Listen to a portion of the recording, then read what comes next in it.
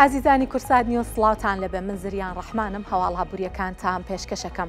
ئەمڕۆ یەکەم ڕۆژی مانگی ڕەمەزانە. لە مانگی ڕەمەزانە هاوڵاتیان زیاتر ڕوو لە بازاڕەکەن بۆ کڕینی کاڵا و شمەک و پێداویستیەکانیان، بەڵام ئەمڕۆ بازاڕەکانی هەولێر چۆڵیەکیان تیا بەدی ئەکرا.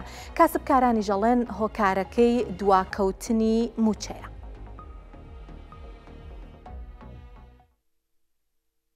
بازاڕی گەورەی هەولێرە یەکەم ڕۆژی مانگی ڕەمەزانی پیرۆزە. چۆڵیەکی زۆر بە بازاڕەکەەوە دیارە. فرۆشیارانی بازاڕەکە دەڵێن خراپی بارودۆخی دارایی هاوڵاتیان هۆکاری چۆڵی بازاڕەکەیە و ئەو کڕیارە نەشی سەردانیان دەکەن زیاتر هاوڵاتیانی ناوەڕاست و باشووری عراقن. بازار وەڵا لەخوای بە زیادی باش بەزی عنوشی ڕۆژی پێشترنی نییە. ئەو ڕۆبڕک چۆترە لە بازار کابرا پارێ پێ نییە، معاش نەدرێت چەنە مێژە لە بۆیە بازارەکە بڕک خاو بۆ ئێستا چەند سال پێشستا زۆر ئەوە فەرمانە دەکرد ئەشی ئەمە بە کارتون دەدادنە دەفرۆشت وەزیستا ئەوە کارتونێکماندانێ ئەگەر تامەغری بێژ بفرۆشی.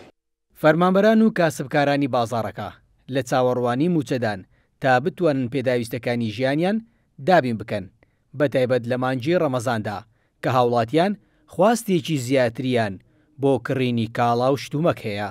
معاشە بیت کابرا زیاتر ئەشای دەکری گەرم گوری بەنا بازاردا پێوەردەبیتن معاش نەبیت کابرا ئەوەن هەیتی دەرێ من لۆ جێژە سەرف دەکەم ئای ناتان لۆ ڕەمەزانی کەمکەمە سەرف دەکا کاسبێکە بە ئام نمایە کابرا پارەی پێ نەبیتن بەس بێتە بازار. ئێستا زۆری بە شەرکەتی دێتە بازاری هەیە لە خەما دێتە بازاری بەخۆی دیارەش پێێنێ دێتە بازاری. یەکەم ڕۆژی مانگی ڕەمەزانە بۆ هەفتەی پێش و معاش بەهاتایە معاشێکی وەرگرتووە دە 15 ڕۆژە بیا بەکرێ خان و بیا بەکرێ مۆلیدا بیا بەکرێ ئاو بیا بەکرێ کارەبای ڕیسی بەڕاستی ژیان قورسە.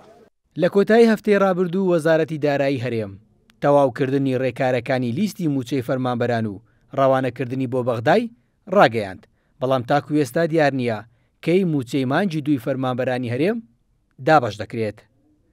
ڕەنجە ڕەحمان، کورتسات نیوز، هاولێر. باسی هەناردەکردنەوەی نەوتی هەرێمی کوردستان گەرمە. لەلایەک بەرپرسێگەڵێت تا چەند سەعاتی تر تا چەند ڕۆژی تر دەست پێکەنەوە، لەلایەکی ترەوە لایەنێکی پەیوەندیدارە هەر ئاگامان لەو بابەتە نییە. وەزارەتی نەوتی عێراق داوا لە کۆمپانیا نەوتیەکانی کۆمەڵی پیشەسازی نەوتی هەرێمی کوردستان ئاپیکۆر و هەروەها هەموو ئەو کۆمپانیانەی تر ئەکات کە گرێبەستیان هەیە لەگەڵ هەرێمی کوردستان بۆ ئەوەی ڕۆژی شەممە کۆ ببنەوە و باس لەو کێشانە بکرێت کە هەتا ئێستا چارەسەر نەکراون، هەتا ڕێکەوتن و لێک تێگەیشتنێک دروست بێ بۆ دووبارە هەناردەکردنەوەی نەوتی هەرێمی کوردستان.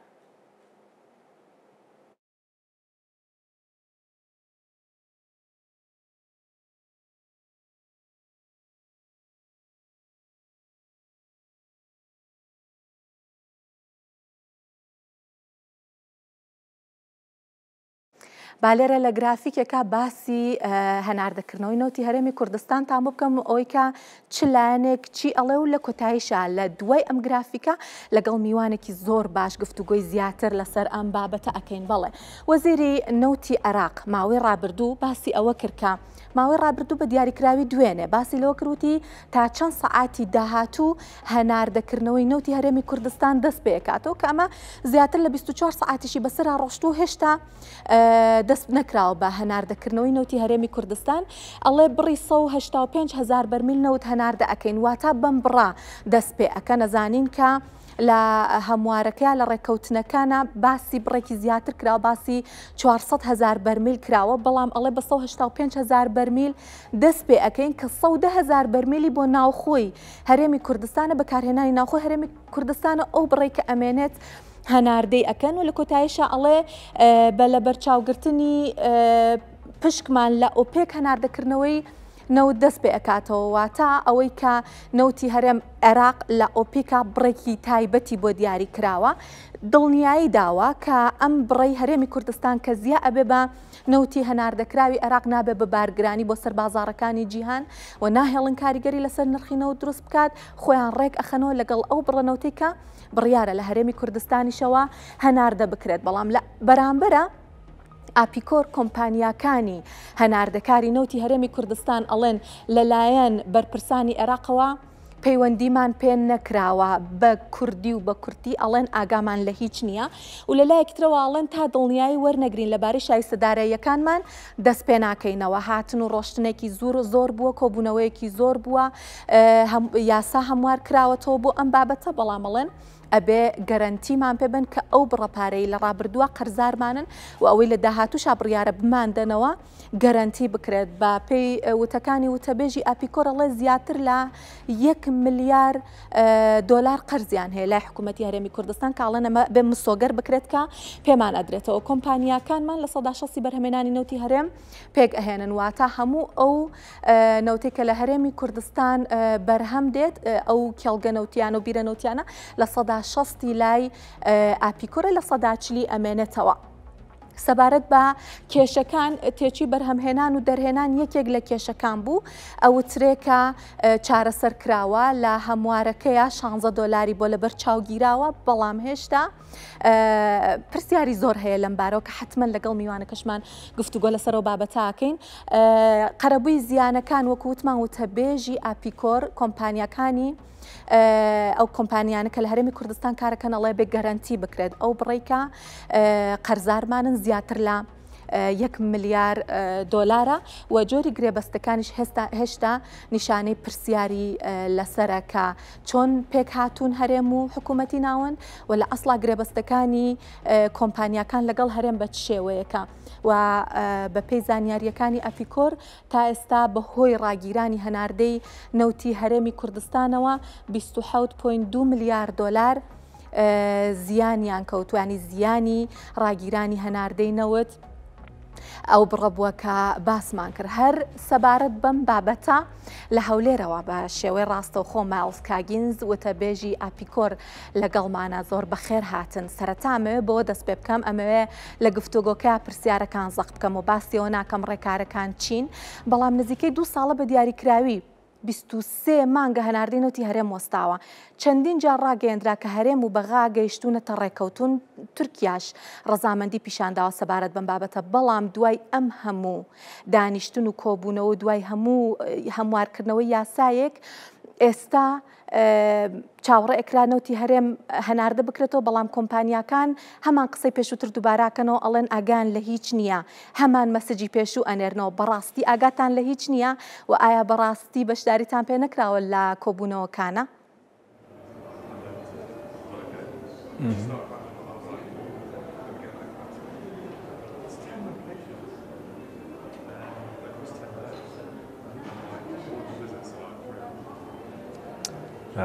Ramadan Piroz Bed, Ewara Bash. Ewara Bash. We are talking about this. ئێمە باسی ئەم بابەتە گرنگە دەکەین کە بریتە لە دووبارە دەستکردنەوە بە هەناردەکردنی نەوت لە ڕێگەی بۆریەکانەوە ئەو کۆمپانیایی کە من نوێنەراتیان دەکەم ئامادەن بۆ گفتوگۆکردن گفتوگۆیەک کە ببێتە هۆی ڕێکەوتنێک بۆ دووبارە هەناردەکردنەوەی نەوت لە ڕێگەی بۆریەکانی نەوتەوە ئێمە 4 مەرجمان هەیە پێش ئەوەی دەست بکەینەوە بە دووبارە هەناردەکردنەوە یەکەم مەرج ئەوەیە کە کۆمپانیاکان دڵنیا بن لەوەی کە ئەو شایستەدارایی کە هەیەە بەدەستی دەهێننەوە دەبێت دڵنیا بن کەکەی ئەو نەوتەی کە هەناردەی دەکەن شایستەداراییەکەی کەی دەستیان دەکەوێت ئەوەش ئەو پێویستی بە ڕێکەوتنە ئەو جۆرە ڕێکەوتنەش لە حکوومەتی فیدراالە لەگەڵ هەموو لایەنەکانی پیشەسازی نەوتە تۆ بەرهەمهێنی نەوتە هەیە ئەوانە چیکردنەوت دەکڕن ڕێکەوتنێکەیە لە نێوانیاندایە بۆ ئەوەی کە هەردوو لات تێبگەن لە جۆری نەوتەکە و هەروە پێویستیشە تێبگەن کەکەی و چۆن ئەو نەوتە بەدەست دەگاتە ئەمانە داواکاریەکی زۆر سادەن کە کۆمپانیەکانمان پێویستە بیزانن پێشەوەی دەست بکەن بە هەناردەکردنەوەی هەناردەکردنی نەوت چەند خاڵێکی تری شەن کە دەکرێت باسییان بکەین لەم چاپێکەوتنە باشە ئێستا پرسیارێک لای من دروست بوو باسی ڕێکەوتنەکەن لەگەڵ حکوومەتی ناوەند ئەمەیە بزانم بە دیاریکراوی ئەزانن شایستەکانتان چۆن وە لە کێ وەرئەگرن ئێوە گرێبەستەکانتان لەگەڵ حکوومەتی هەرێمە بە دیاریکراوی شایستەکانتان چۆن و لە کێ وەرئەگرن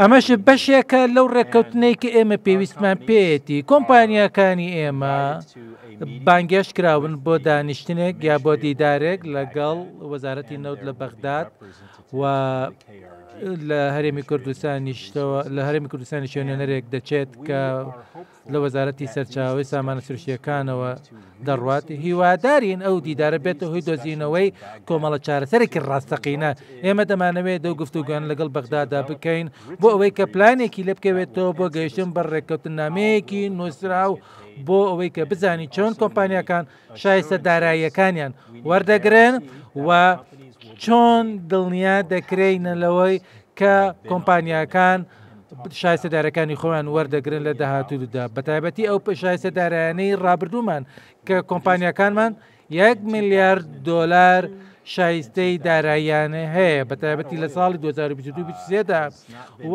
ئەو نەوتە شەناردەکراوە بەڵام پارەکەی وەرنەگیراوە بۆیە کۆمپانیەکان پێویستیان بەوەی کە بزان کە ئەو پارەیان دەست دەکەوێت و پێویستە بزانم پلانەکە چییە بۆ ئەوەی کە بزانن کەی ئەو پارەیان دەست دەکەوێت و کەی دووبارە دەست دەکەنەوە بە ناردەکردنەوەی نەوت. باشە ئەوەی من لە وەڵامەکە دەستم کەوت ئەوەیە کە بەرچاوڕۆنیەک نییە کە شایستەکان چۆن و لە کێ وەرئەگرن بەڵام ئەوەی ئاشکرایە ئەزانینەوە گرێبەستان لەگەڵ حکوومەتی هەرێم هەیە هەتا ئێستاش گرێبەستەکانتان نەداوە بە حکوومەتی ناوەند ئایا هەرچەند سەرڕای ئەوەی حکوومەتی ناوەند هێشتا گرێبەستەکانی نەبینیوە کە لەسەر ئەو بنەمایە قەرزتان بداتێ و شایستە داراییەکانتان دیاری بکات دیسانەوە چاوەڕێکن کە حکوومەتی ناوەند ئەو قەرزانەتان بداتەوە و شایستەکانتان دیاری بکات؟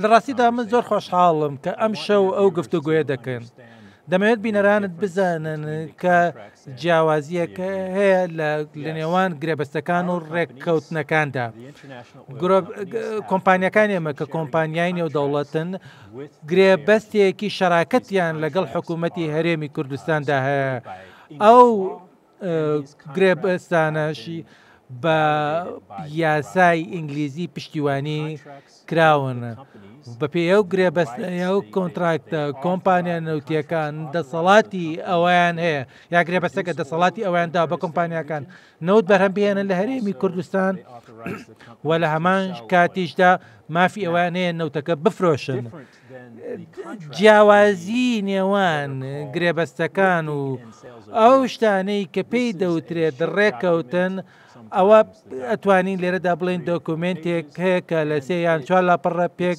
دێت و تێیدا جۆری پەیوەندیەکە ڕوون دەکرێتەوە لە نێوان کڕیاران و فرۆشێرانی نەوتدا بۆ ڕوونکردنەوەی بابەتانەی کە ئێمە باسمان کرد کە چەند شتێک لە خۆ دەگرێت وەکو جۆکوالەتی نەوت گرنتی وەرگرتنی پارە و چۆنەتی گواستنەوەی نەوت ئەمانە کۆمەڵە خاڵێکن کە پێویستە زانیاریمان لەبارەیانەوە هەبێت کە ئەوەش دەو لاپەڕانەیە ڕوون دەکرێنەوە بۆ ئەوەی کە کۆمپانیاکە بۆ ئەوەی کە وەزارەتی سامانە سروشتیەکان و هەروەها کۆمپانیای سۆمۆ دەکرێت ئەو دۆکیومنتان ئامادە بکەن بۆی کە ئێمە دواتر دۆکیومنتەمان بەدەست بگات و بتوانین نزیک بینەوە لە دووبارە هەناردەکردنەوە و دەستپێکردنەوەی دەرێنانەوەی نەوت لە هەرێمی کوردستان. باشە باسی دژایەتی گرێبەستەکان و ڕێکەوتنەکانتان کرد دیاریکردنی نرخێکی دیاریکراوە بۆ نمونە 16 دلار دیاری کراوە ئەمەش دژایەتی نییە لەگەڵ گرێبەستەکانتان لەگەڵ هەرێمی کوردستان کاتێگەڵین دژایەتی مەبەستمانەوەیە کە گرێبەستەکان وەک ئێمە ئاگادارین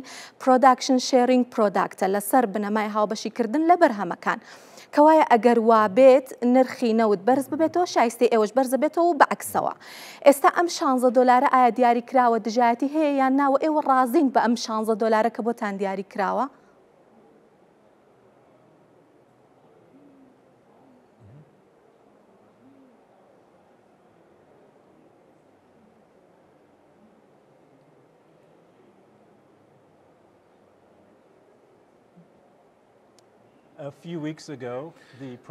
پێش چەند هەفتەیەک سەرۆکی عێراق یاسای بودجەی ئیمزا کرد لە مادەی 12دا هاتووە کە 16 دلار تەرخان کراوە بۆ هەر بەرمیلە نەوتێکە.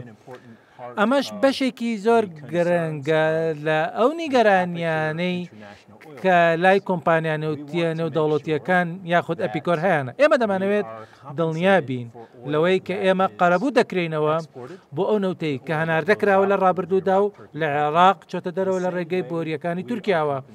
لە هەمان کاتیشدا قەرەبوو کرێنەوە بۆ ئەو نوتی کە بەرەممان هێناوە بۆ بەکارهێنانی ناوخۆ. ئەمە زۆر گرنگە چونکە ئەو $16 کە تەرخان کراوە بۆ هەر بەرمیلێک دەچێت بۆ حکوومەتی هەرێم لێەوە دابش دەکرێت بەسەر کۆمپانیا نەوتیەکاندا. بەو جۆرە ئەوەش بە گوێرەی ئەو بەرهەمەی کە کۆمپانیەکان بەرهەمی دەهێنن بە گوێرەی ئەو گرێبەستی شەراکەتێک کە هەیەە. با دووبارەیکەمەوە بۆی کە ڕوون بێت کۆمپانیەکانی ئێمە نەوت بەرهەم دەهێنن.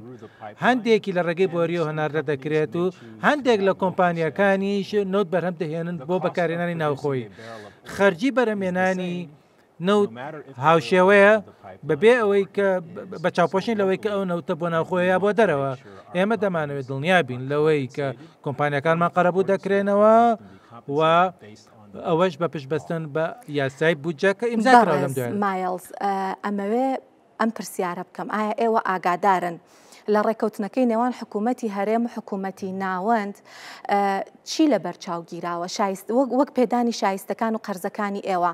ئایا حکوومەتی فدراڵ ئەیاتەوە یاخود حکوومەتی فدراڵ ئەیاتە دەست حکوومەتی هەرێم کە حکوومەتی هەرێم بتانداتەوە یاخود ناحاڵەتێکی سێمیشەیە بۆ نمونە لایانی لە ڕێی نەوتەوە وەری بگرن وەکەوەی کە لە گرێبەستەکانی شا هەیە؟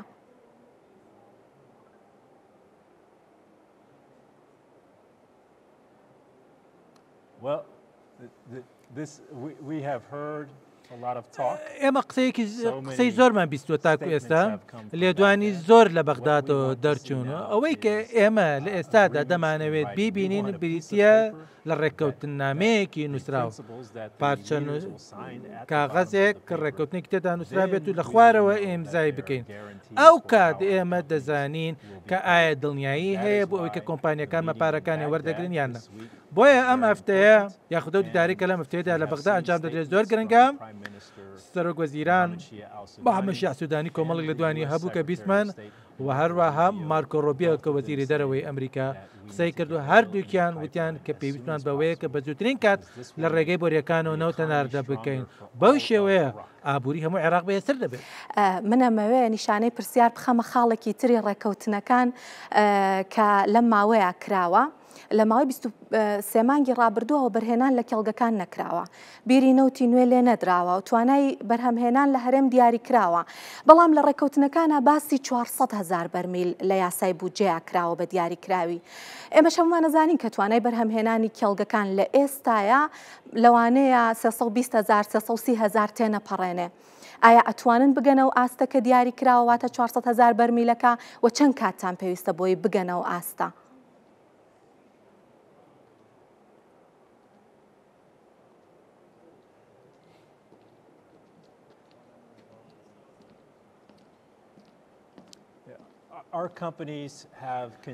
کۆمپانیەکانی ئێمە بەردەوام لە کارەکانیان بۆ بەرهەمهێنانی نەوت بۆ بەکارهێنانی بۆ بەرهەمهێنانی نەوت بۆ بەکارهێنانی ناوخۆ لە ساڵی 2023ەوە و ئێمە دەتوانین ڕێدە و ڕێژەی بەرهەمهێنانی نەوت زیاد بکەین دوای ئەوەی کە ڕێکەوتن ناوەتازەکان جامدرا. هەندێک جار ماوەیەکیشی دەخایەنی ئەوەش دەخایەنێت بەهۆی سروشتی جیۆلۆجی ناوچەکەوەژی خۆتان دەزان نەوت لە ژێر زەویدا. بەڵام ئێمە کار بۆ ئەوە دەکەین کە ئاسی بەرهەمهێنانمان بگەینەوە بەرزترین ئاست بە زووترین کات. زۆر باشە. مایلز کاگینز و تەبێژی ئاپیکۆر زۆر سپاس کە لە هەولێرەوە لەگەڵمان بوون. سپاس بۆ زانیاریەکانتان. سەرچا هۆحافیز خواتان لەگەڵ. جیاواز لە بابەتی بەرهەمی نەوتی هەرێمی کوردستانە چین لە لای بەهای دراوەکان بەهای دینار بەرامبەر بە دۆلار گەیشتووەتە بەرزترین ئاستی لە 8 مانگە کە لە 1 ساڵی 2024 ئەم ئاستەی ئێستای بەخۆیەوە نەبینیوە. حتمەن بارودۆخی دارایی هەرێمی کوردستان و ڕێکارەکانی بانکی ناوەندی هۆکارن بۆ ئەمە.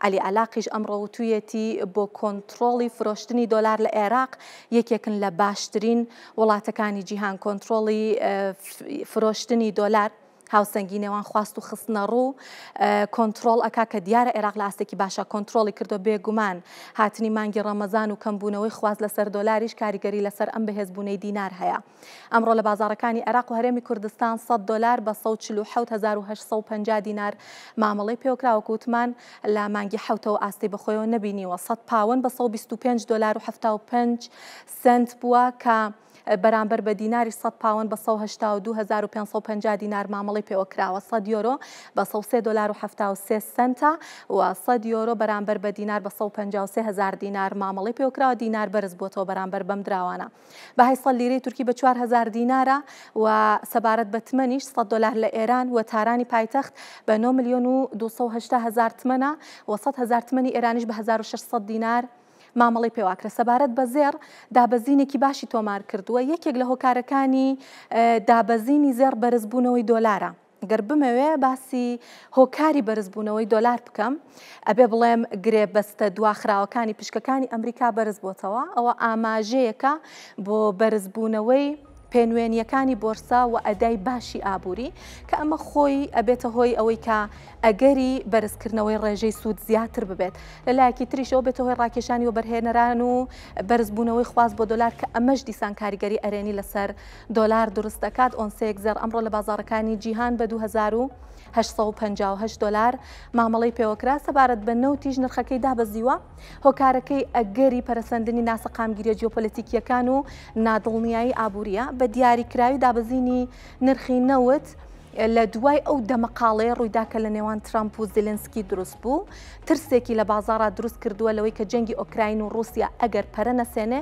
درێژە ئەکێشێت جگەلەوە بازرگانانی ژنیگەرانن و ترسیان هەیە لەو باجە گومرگیانە کە ترامپ بەنیازە بیسەپێنێت بەسەر مەکسیک و کەنەدا و ئەوروپایە و ئەوەش بۆتە هۆی لاوازبوونی بازاڕەکان ئەمڕۆ یەک بەرمیل نەوتی خاوی برنت بە $73 بوو کە دابەزینی بەخۆیەوە بینیوە.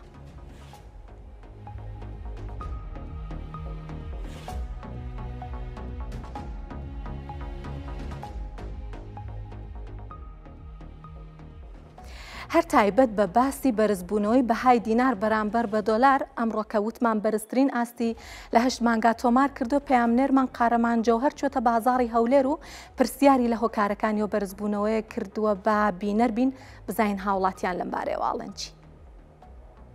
سڵاوتان لێبی ئەو کاتە تا باش بەهای دینار بەرامبەر بە دۆلاری ئەمریکی ئەمڕۆ بەرزبوونەوەی بەخۆبینی هەرچەندە ئەمڕۆ لە هەرێمی کوردستان بۆرسەکانی ئاڵوگۆڕی درا و داخراون نییە ئەمڕۆ ڕۆژی شەمەیە بەشێک لە نووسینگەکانی ئاڵۆگۆڕی دراو یاخودۆ کەسانەی کە ئاڵۆگۆڕی دراو دەکەن لە هەولێر بەهای دینار بەرامبەر بە دۆلاری ئەمریکی بەرزبوونەوەی بەخۆوە بینیوە کە $100 ئەمریکی با 147,500 دینار دەفرۆشێتن و کڕینیش بە هەمان شێوە بە 147,400 دینار دەکردرێتن هەرچەندە ئەم بەرزبوونەوە نزبوونەوەی بەهای دینار بەرامبەر بە دۆلاری ئەمریکی ماوەی چەند ڕۆژێکە بەردەوامە ئەم نرخانەی کە بە شێوەیەک لە شێوەکان کا دەبێنرێتن ئەوەی کە دەگوترێتن ماوەی نزیکەی لۆ زیاتر لە 6 مانگ دەبێتن بەهای دینار بەرزبوونەوەی بۆ شێوەی بەخۆ نەبینەوە هەوڵ دەدەم زانیاری لە ئەو کاتت باش ئەگەر بکرێت بە شێوەیەکی ڕاستەوخۆ لەگەڵی مامەجان بەهای دینار بەرامبەر بە دۆلاری ئەمریکی بەرزبوونەوەی بەخۆوە بینی دەبینی ماوەیەکە بەرز دەبێتەوە ئەمڕۆ گەیشتە و ئاستی کە لە ساڵی ڕابردوو بە هەمان شێوە چەند جارێک گەیشتە 147,000 دینار مامەڵی پێوە دەکرا ئەم بەرزبوونەوەی بەهای دینار بۆچی دەگەڕێتەوە وەڵی حکوومەتی عراقی ڕێکەوتون لەگەڵ هەرێم یعنی تقریبا بە زۆری ئەمریکا جنا عراق ویست و خواستیەوەی نەبوو کە نەوتی هەرێم بڕوە بەس دیار بۆ ئەمریکا و ئەوروپا بە ئام ڕۆژاوە زەختیان کرد و نەوتی هەرێمیش لە ناوچەکە ینی فعال لەو پارەی باشی شەکات و نزیکی ئەوروپا ئەوانەیە بەڕاستی ئەوان بۆیە حەزیان نەکرد بفرۆشتێ جا فرۆشتنیە و نەوتە تقریبا اقتصادی عراق زیاتر بەرزەکاتەوە نەوت زیاتر ڕوە دۆلار زیاتر دێتەوە عراق بە ڕای من ئەوەیە دووەمیش کۆمپانیەکان لە ماوە وەرقەیەکی زۆریان فرۆشت ئەو کۆمپانیانەی کە کۆمپانیای بیانینە یاخۆتەوانەی ناخۆی هەرێمی کوردستان دۆلار دەکردن و دەفرۆشن وڵی هەردوو لایەن شەریکن ینی زیاتر ئەوانەی کە ئەوروپاش دێن لێرە لەگەڵ ئەمانی خۆمان ئەگەر شەریکیش نەبن علاقەیەکی اقتصادی زۆر بە قۆتیان هەیە لەگەڵێکە ئەو مەسەلەکانە. بەرزبوونەوەی بەهای دیینارە ینی ئەو ڕێکوتنەی نێوە هەولێر و بەغدا سەبارەت بە هەناردەکردنەوەی نەوت کاریگەری هەبوو لەسەرەوەیکەوە نرخەکان زیاتر دابەزێتن بە تایبەت دۆلاری ئەمریکی بەرامبەر بە دیاری عراقی. بەتاکید ڕێکەوتنی هەرێم و بەغدا ینی زۆر گرنگە ینی هەرێم کە لەگەڵ بەغدا ڕێکەوت و بەغدا نایەتە ژێربار ئینا بتێنێتەوە ئەبێت دیناری عراقی زۆرتر بەرز بێتەوە ئەگەر مەسەلە چواردەور نەبێ و بردنی دۆلار لە عراقۆ نەبێ بۆ تورکیا بۆ ئێران بۆ سووریا بۆ زۆر وڵات ئەگەر ئەوە نەبێ خاص بۆ ئێران و بۆ تورکیا ئەگەر نەڕات ئەو دۆلارە قەنەعەتکە وەرەقات لە 130 و ئەوانە زیاتر خۆی بینێتەوە خۆی وەقی حقە دۆلار ئەمریکی لە عراق بە 700,000 دیناری عراقی بێ ئەگەر ڕاستەوێ چونکە زانی چەند نەوتە ڕاتە دەرەوە بە چاولۆمەکە عراق خۆی دەڵێ من 4 ملیۆن بەرمیل نەوت ڕۆژانە دەنێرم ڕێ 5 بڕا ڕێ 6 بڕا بەس نیوەی بوێنەی قاچاق و بوێنەی ئەو حیزبانی لە جنوب زیاتر هەر یەکی بگرە ئەگەر بۆری نەبێ بیرێکی هەیە بۆ خۆی شخصی لێ دەفرۆشێ. دینار بەرامبەر بە دۆلار ئەمڕۆ لە کاتی کردنەوەی بازار یاخود دەرسەدە بۆرسەکانی نییە بەچەند بۆ ئێستا نرخەکەی چەندە؟ وڵی ئەمڕۆ لە هەولێر بازار نییە شەمان بازار بۆ سەدا خرا بۆ سێ کوردستان بەس تقریبا لە 8,300 ئەوانە بوو بەس ئیسێمە بە 8 فرۆشین ینی زیاتریش بگرە لە خوار هەشتی شۆ عەرزە نەک لە هەشت چاوی من بەخێر بێن سەر چاو بەڵەوەی کاجێویست دیارێکێک بوو لەو کەسانەی کە باسی لە هۆکارەکانی بەرزبوونەوە یاخود دزبوونەوەی بەهای دینار بەرامبەر بە دۆلاری ئەمریکی کرد هەرچەندە ماوەی چەند ڕۆژێک کە بەهای دینار بەرامبەر بە دۆلاری ئەمریکی بەرزبوونەوەی بەخۆبینەوە بەشێک بە هۆکارەکانی ڕێکەوتنامەی نێوان هەولێر و بەغدای هەژمار دەکەن و چاوەڕوان دەکرێتن ئەم نازێژینەی بەهای دینار بەرامبەر بە دۆلاری ئەمریکی بەردەوام بێت تاوەکو ئەو کاتێک کە ڕێکەوتنەکان دەکەونە بواری زێبەجێکردن یاخود ئەو کاریگەریانەی کە بانکی ناوەندی و حکوومەتی ئەمریکا لەسەر حکوومەتی عراقەتی زیاتر ئەم دڵخانە زێژیر بێت. چەند ڕۆژێکە غازی ماڵان گران بووە پێشتر بە 8,500 دینار بوو ئێستا گەیشتووەتە 14,000 دینار دایەسەنیا بە پەنجەکانی ئەو ڕۆژانە بژێرێت کە غازی حکومیان بۆ نەچۆ ئەڵێت دوای 18 ڕۆژ کە نەهاتووە ناچار بووە بچێ غاز بە 14,000 دینار بکڕێت. پارێزگاری هەولێری ژەڵێت بەهۆی زۆری خواست لەسەر غاز لەلایەن هاوڵاتیانەوە نرخەکەی بەرز بووەتەوە.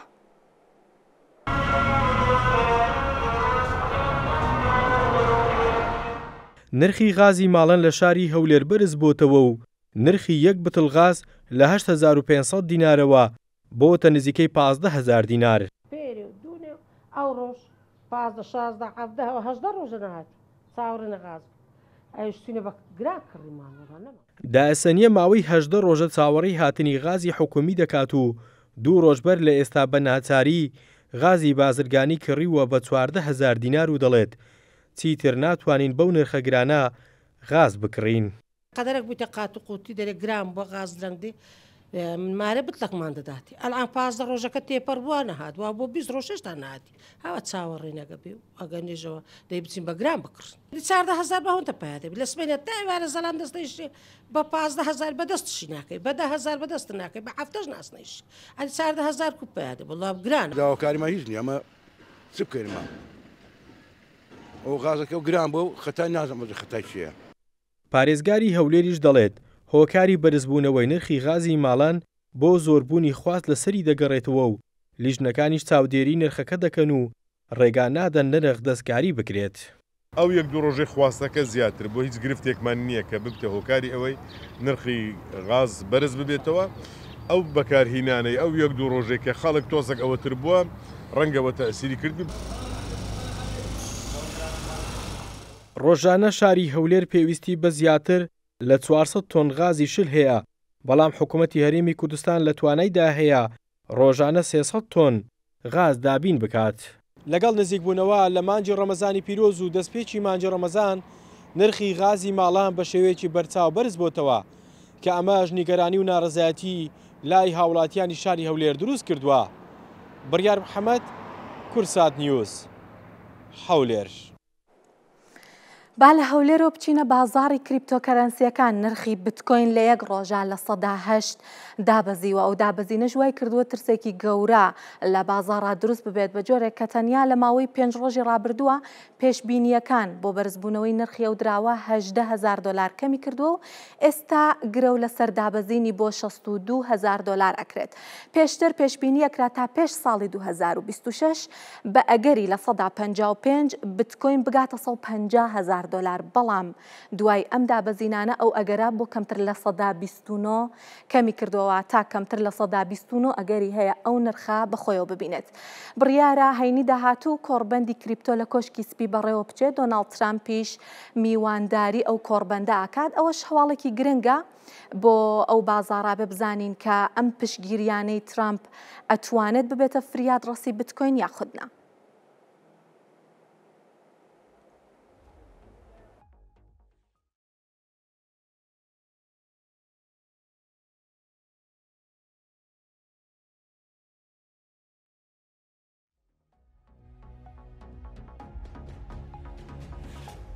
با لێرەیە باسی بتکۆینتان بۆ بکەم و هۆکارەکانی دابەزینی بابزانین وای لێدێ ئاراستەکەی کە خەڵکی ئاسایش دەرەقەتی کڕینی یەکدانە بتکۆین بێ لە ئێستاە نرخی بتکۆین لە ماوەی یەک هەفتەیە لە 121 دابەزیوە. ئەمە ڕێژەیەکی یەکجار زۆرە بۆم درراوە لە بەرۆی لە ماوەی ڕابردووە بە بەردەوامی هەر ڕووی لە بەرزبوونەوە کرد کە ئێستا بە 78,258 دۆلارە نزمترین ئاستە کە لە ماوەی 3 مانگا بخۆیەوە بینی بێتی.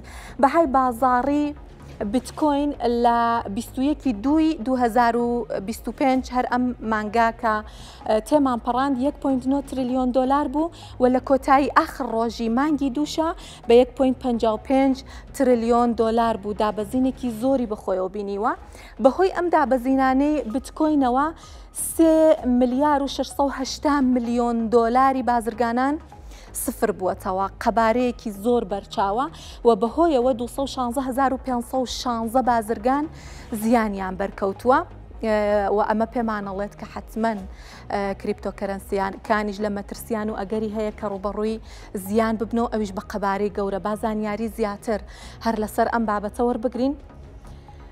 سندوقی وەبەرهێنانی بتکۆین 3.7 ملیار دلاری لە مانگێکا لێ چوەتە دەرەوە. ینی لەو سندوقا وەبەرهێنەران 3 ملیار و 700 ملیۆن دلاریان بردۆتە دەرەوە بەهۆی ترس لەو زیانانە کە بتکۆین بەخۆیەوە بینیوە و لە یەک ڕۆژە تەنها لە یەک ڕۆژە 1 ملیار دلار لەو سندوقە چوەتە دەرەوە. پێنوێنی ترس و تەماحیش ئەم پێنوێنیە دەری ئەخات کە چەند متمانە هەیە لەسەر دراوەکە و چەند وەبەرهێنەران ڕویان تێکەن. هەرچی ڕێژەی ترسەکەی زۆرتر بێت ئەوە وەبەرهێنەرێکی کەمتر ڕووی تێکا و بەعکسەوە وەبەرهێنەران پارەکانیان ڕائەکێشن لە کریپتۆکەرەنسیەکانە کە ئێستێ ڕێژەی ترسەکەی 20 و لە ساڵی 2022ەوە لە ڕووی کەمیەوە بڵین دووەم ئاستەکە بەخۆیەوە ئەبینێت. هۆکارەکانی دابەزینی بەهای بتکۆینیش ئابەم جۆرەیە. یەکەم ڕوودانی چەند حاڵەتێکی هاکردنە بینیمان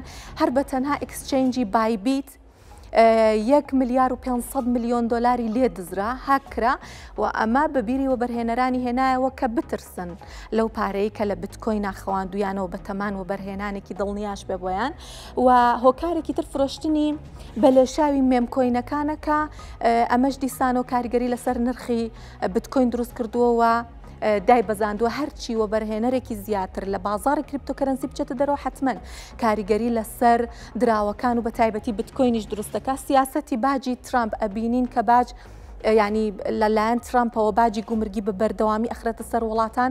سەرەتا باجی گومرگی خستە سەر چین و مەکسیک و کەنەدا، دواتر ئەمەی مەکسیک و کەنەدای هەڵپەسارد و ئێستێش هەڕەشەیەواکە کە بە زووی 125 باجە خاتە سەر یەکێتی ئەوروپا. ئەمە نادڵنیایی ئابووری دروست دەکات و لە کاتی نادڵنیایی ئابووریە هاوڵاتیان هەوڵەدەن کە پارەکانیان بە شێوەیەکی دڵنیاتر ڕابگرن و ئەتوانین بڵێن بۆ نمونە ڕاستە زێڕیش یەکێک لەو وەبەرهێنانەیە کە هاوڵاتیان لەو کاتی نادڵنیایە ڕووی تێکەن. بەڵام ئەگەر پارەکە کاش بێ و بەدەستی خۆیانەوە بێ لە حساب بانکیەکەیانە بێ لەوانەیە ترسی کەمتر بێ لەوەی کە لە بازاڕی کریپتۆکەرەنسیەکان بێ و ترسی هاکردنیشی لەسەر بێت. هۆکاری دوایی پاڵپشتی سەرۆکی ئەرژەنتینە بۆ دراوێکی ساختە. سەرۆکی ئەرژەنتین پاڵپشتی لە دراوێک کرد، دراوەکە دابەزینێکی زۆری بەخۆیەوە بینی. دوای دابەزینی دراوەکە سەرۆکی ئەرژەنتین ئەو پۆستەی سڕیەوەکە لە پۆستەکە پاڵپشتی لە دراوەکە کردبوو و ئەمە بووە هۆکاری ئەوەی کە پاڵپشتی هەموو سەرۆکەکانی تریش نیشانەی پرسیاری بخرێتە سەر. ئیتر وەبەرهێنەران هاوڵاتیان لای خۆیان ئەڵێن کەوای لێ هات پاڵپشتیکردنی سەرۆکێک یا کەسێکی بەناوبانگ نابێتە هۆکاریەوەی کە دراوێک لە زیانکردن بپارێزێت. و لە کۆتاییشە هۆشداری سندوقی نەختی نێودەوڵەتی بۆ سلڤادۆر ینی سندوقی نەختی نێودەوڵەتی یارمەتی ئەیات لە قەرزەکانیان هۆشداری داوە ئەڵێ بە مەرجەگە و یارمەتیانی ئەیاتێک کە خۆی بکشێنێتەوە لە وەبەرهێنان لە دراوەکانە. ئەچینە سەر باسی سکایپ کە ئەپلیکیشنێکە بۆ پەیوەندیکردن. سکایپ ساڵی 2023 دامەزرا و شۆڕشێکی گەورە بوو لە پەیوەندیە ئۆنلاینەکان، هاوکات، پەیوەندی دەنگی و ڤیدیۆیی و توانای ناردنی نامە و هاوبەشکردنی فایلی پێشکەش بە بەکاربەرانی ئەکرد. ساڵی 2011 مایکرۆسافت سکایپی کڕی و بوو بە یەکێک لە سەرەکی ترین ئەکتەرەکانی بازاڕی ڤیدیۆ کۆنفرانسەکان، بەڵام هاتنی هەندێک لە پلاتفۆرمەکان لەوانە زووم و مایکرۆسافت تیمز سکایپی لە گۆڕەپانەکە کردە دەرەوە.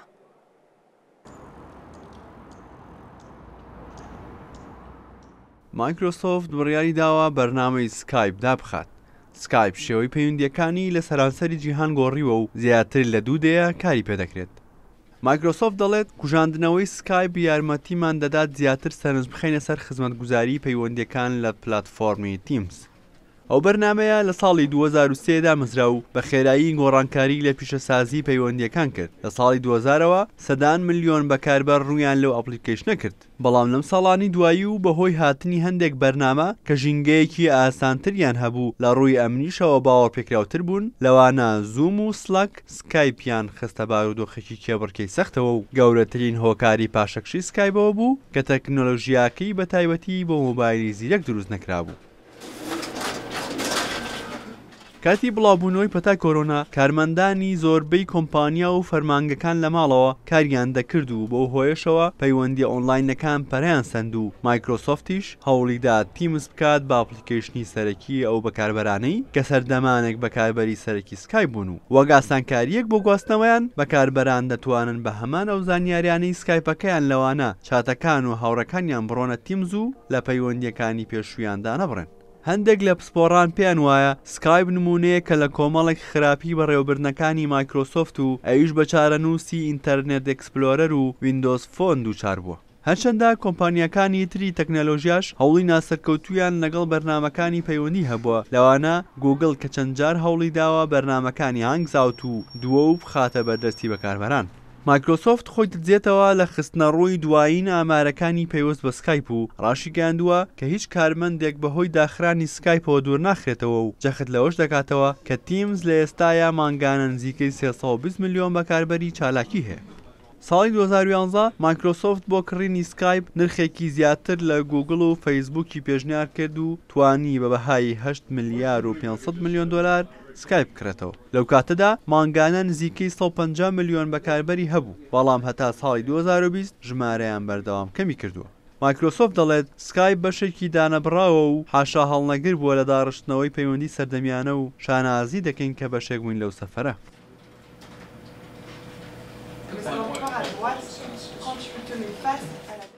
ئێستا کە بڕیارە سکایپ بە تەواوەتی لەسەر لاپتۆپەکانمان و مۆبایلەکانمان نەمێنێ، بە هەندێک زانیاری سەبارەت بەو ئەپلیکیشنە وەربگرین وەک گوتمان شۆڕشێک بوو لە پەیوەندیەکانە بە تایبەتی پەیوەندی ئۆنلاین. مایکرۆسۆفت ئەڵێ لە 5/5/2025 سکایپ بە تەواوەتی داخرێت. بەروارێکی جوانیش ڕێکەوتێکی جوانیشی هەڵبژاردووە بۆ بابەتە.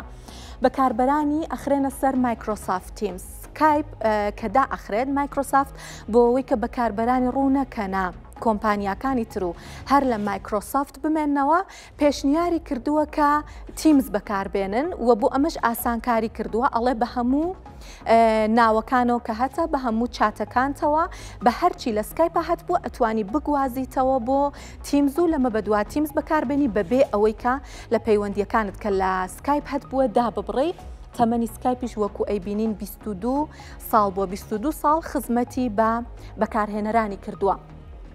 بەکاربەرانی سکایپ ئابەم شێوەیە ساڵی 2022 1.95 ملیار کەس سکایپیان بەکارهێناوە، ساڵی 2024 زیای کردووە بۆ 2.27 ملیار کەس بەکاربەرانی چالاک، واتە ئەوانەی کە بە بەردەوامی سکایپ بەکارهێنن، نەک هەر ئەپلیکیشنەکەیان دانلود کرد بێت و لێی گەڕابێتن.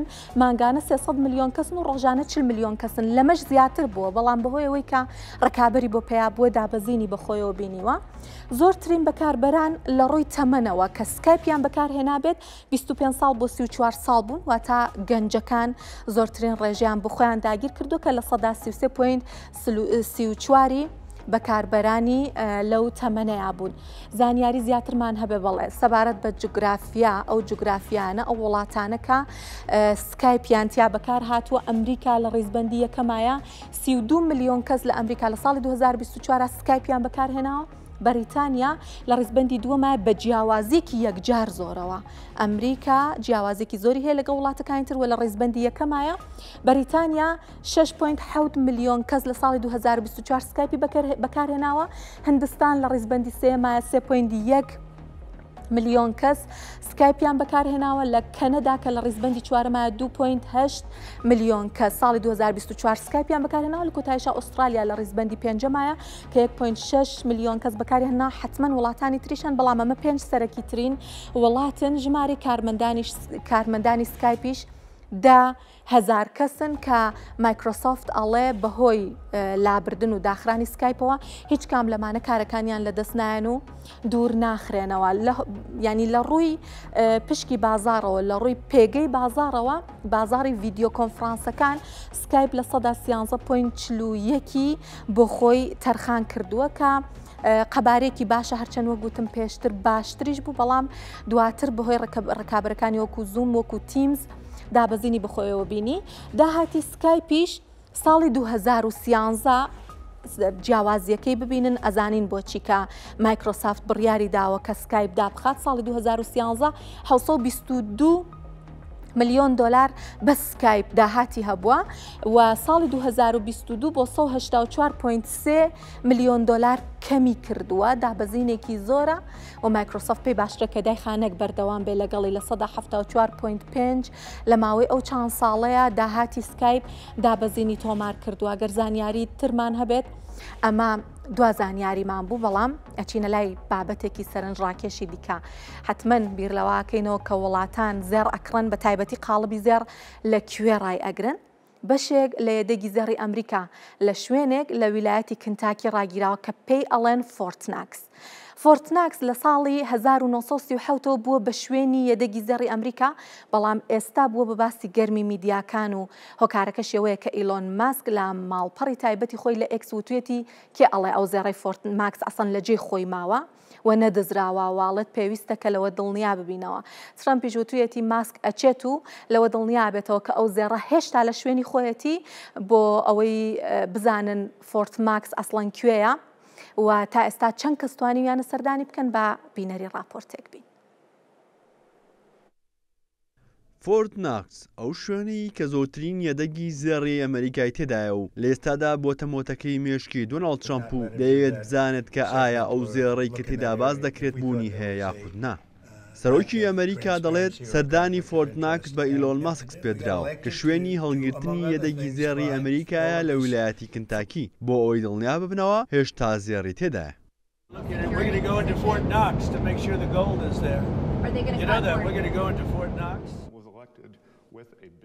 بەوتەی وەزیری گەنجینەی ئەمریکا ساڵانە وردبینی لە فۆرتناکس دەکرێت و هەموو ئەو یەدەگە زێڕەی تۆمار کراوە پشتڕاست دەکرێتەوە. فۆرتناکس لە ساڵی 1930ەوە بە شوێنی یەدەگی زێڕی ئەمریکا و جگەلەوەژ ناوەندی فەرماندەیی سەرچاوە مرۆییەکانی سوپا و شوێنی گەورەترین خولەکانی ڕاهێنانی ساڵانی سوپایە کە هاوینان بەڕێوە دەچێت. بە پێی داتاکان 147.3 میلیۆن ئۆنسە زێر لە فۆرتناکسە کە نیوەی یەدەگی زێڕی گەنجینەی ئەمریکا پێک دەهێنێت و جگەلەوەش هەندێک دارایی دامەزراوە فیدراڵیەکانی تریش هەر لەو شوێنە هەڵدەگیرێن.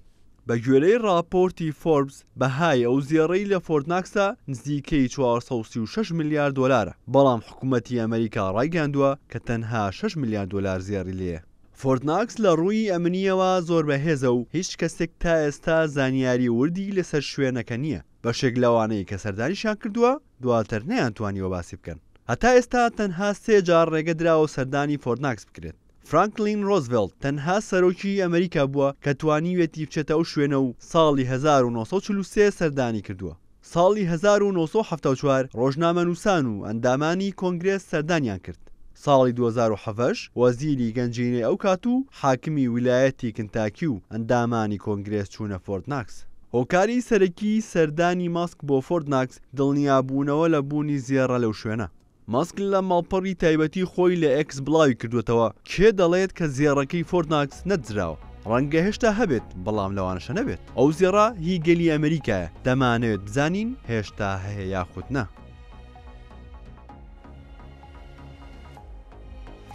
لا یەکەم ڕۆژی مانگی ڕەمەزانە گرنگترین هەواڵابووریەکانم پێشکەشکردن. زۆر سپاس کە بینەرمان بوون.